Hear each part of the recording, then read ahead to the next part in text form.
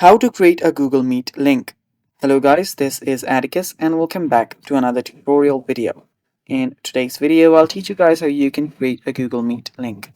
So without any further ado, let's dive right into it. The first step here is opening up a web browser, and after you open up a web browser, simply search for meet.google.com. After you search for that, you'll head over to your Google Meet.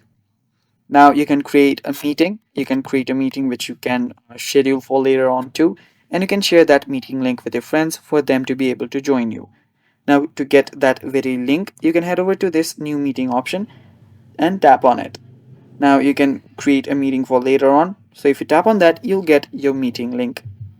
So you can copy this link and then you can share it with your friends via Facebook Messenger, Insta. You can send it however you want. You can even mail it. After doing that, they can use this link to join in into your meeting.